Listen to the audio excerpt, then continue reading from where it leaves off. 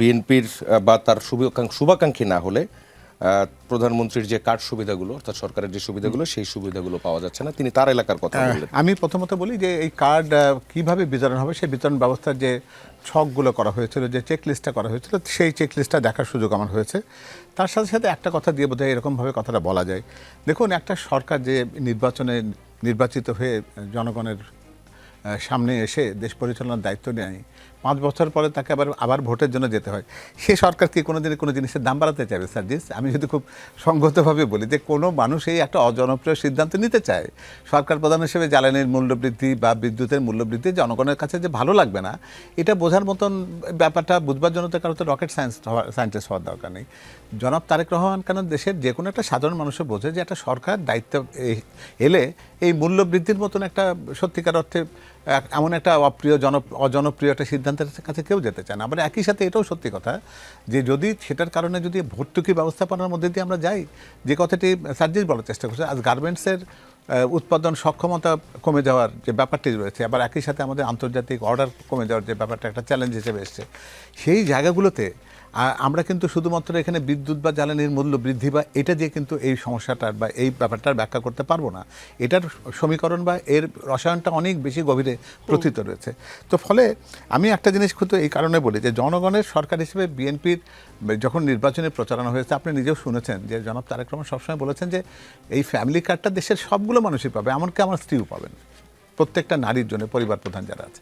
এবং সেখানে কিন্তু এই ব্যবস্থাপনার মধ্যে দিয়ে এই চেকলিস্টে এইভাবে তৈরি করা হয়েছে যে তিনি কোন বাসায় থাকেন, তার নিজের কোনো উপার্জন রয়েছে কিনা, উনি কোন টয়লেট ইউজ করেন, তার পানির সরবরাহ থেকে আসে, বাড়িতে উপার্জনক্ষম মানুষ কয়জন আছেন, তিনি ঠিক পক্ষাঘাতগ্রস্ত কিনা, তার উপার্জনটা চলে গেছে কিনা, তার বয়স কত, এই সমস্তগুলো বিবেচনায় রেখে করা হয়েছে। আরেকটা জিনিস, এটা তো পাইলট প্রকল্প, এটা তো এখনো পর্যন্ত কাজটাই হচ্ছে কিনা সার্জিস যেটা ক্লেম করছে তার এলাকার কথা আমি সেই কথাটি বলছি। আমি তো এই চেকলিস্টটার কথা আমি জানি, কারণ এটি প্রণয়নের ব্যাপারটা আমার দেখার সুযোগ হয়েছে।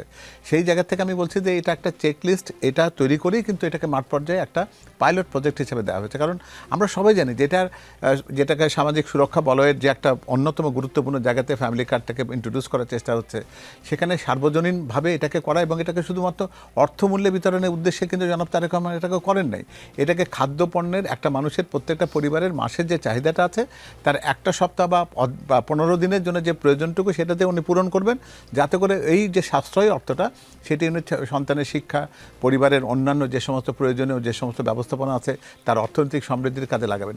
টাকা দেওয়ার উদ্দেশ্য কিন্তু এটা না, কারণ কোনো একটা ব্যবস্থাপনাতে শুধুমাত্র কাউকে টাকা দিলেন এটা কিন্তু খুব একটা ভালো অর্থনৈতিক ব্যবস্থাপনা নয়।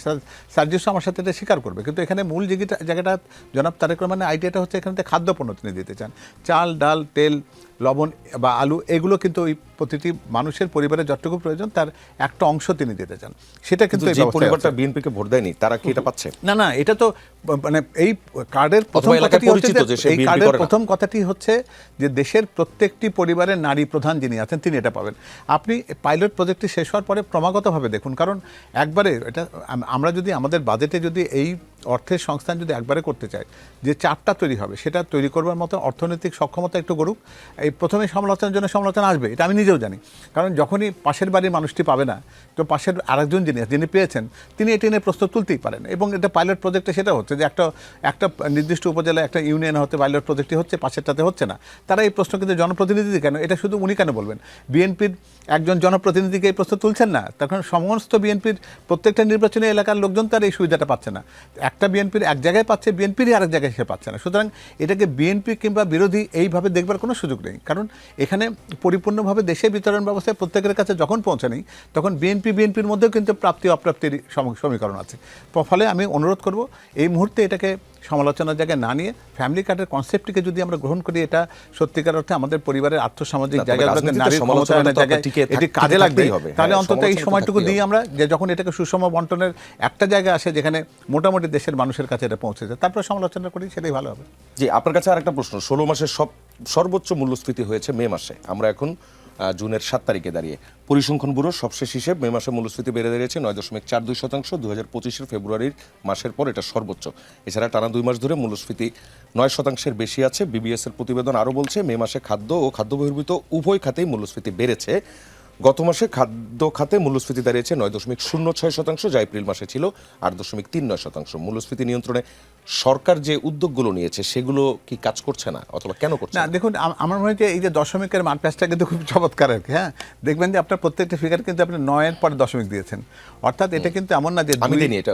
হ্যাঁ না, আমি বলছি পরিসংখ্যান সেটা, দিয়েছে। আমি ডিসএগ্রি করছি না, আমি বলছি যে সেটা 9-এর পরে 0.2 কিংবা 0.1 বা 0.12 এই জায়গাটাতে আছে। তো এটা আপনি বলতে পারেন যে যতক্ষণ পর্যন্ত আমাদের যেটা লক্ষ্যমাত্রা যেটা রয়েছে সেটা হলো যে 10-এর উপরও কিন্তু একটা সময় আমাদের দেশে মূল্যস্ফীতি করে 10-এ প্রায় 2 ডিজিটের কাছে পৌঁছে গেছিল।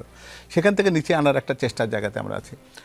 এবং কোনো সময়টাতে যেটা হয় কি যে আপনি দেখবেন যে ঈদ কিংবা তার সাথে সাথে রোজার যে সময়টা যায়, এই সময়টাতে কিন্তু প্রকৃতপক্ষে বাজারের ভিতরে আমাদের ব্যবস্থাপনার এমন একটা জায়গা থাকে যে আমরা তো সবগুলো ব্যবসায়ীর কাছে সাধু বলতে পারবো না। অন্য জায়গাতে রমজান মাসে প্রত্যেকে যতটা বেশি সাধুতা দেখাতে চেষ্টা করে, আমাদের দেশের চিত্রটি দুর্ভাগ্যজনকভাবে তার উল্টোটা। তো সে কারণে কিন্তু বাজারের ব্যবস্থাপনাটা এমন জায়গাতে চলে যায়, তখন কিন্তু একটা বাজারের অস্থিতিশীলতা থাকে। আমার মনে হয় যে আরেকটু দেখা যাক, কারণ আমরা যে বাজেট নিয়ে কাজ করছি সেই বাজেট কিন্তু বিএনপির বাজেট না, এটা অন্তর্বর্তী সরকারের দেয়া বাজেট। সেই বাজেটকে বিএনপিকে সমাপ্ত করতে হচ্ছে, ফলে তার এই অর্থনৈতিক পরিকল্পনায় বা যেটাকে আমরা বলি ফাইন্যান্সিয়াল ম্যানেজমেন্টের যে ধারণাটা সে আগের বাজেটে ছিল, সেটি কিন্তু বিএনপি ওন করে না। বিএনপি এটিকে বলতে পারেন যে তার দায় হিসাবে 30শে জুন পর্যন্ত সে টেনে নিয়ে যাবে। 1 জুলাই থেকে যে অর্থনৈতিক ব্যবস্থাপনা আসবে, সেই ব্যবস্থাপনার মধ্যে দিয়ে কিন্তু তার মুদ্রাস্ফীতিকে নিয়ন্ত্রণ করা, কর্মসংস্থানের ব্যবস্থা করার এই পরিকল্পনাটার বাস্তবায়ন কিন্তু আপনি দেখবেন 1 জুলাই থেকে। আমার মনে হয় যে তার জন্য সমালোচনাটা সেই সময় পর্যন্ত আমার তুলে জি, মধু হোসেন পাভেল, আপনাকে ধন্যবাদ।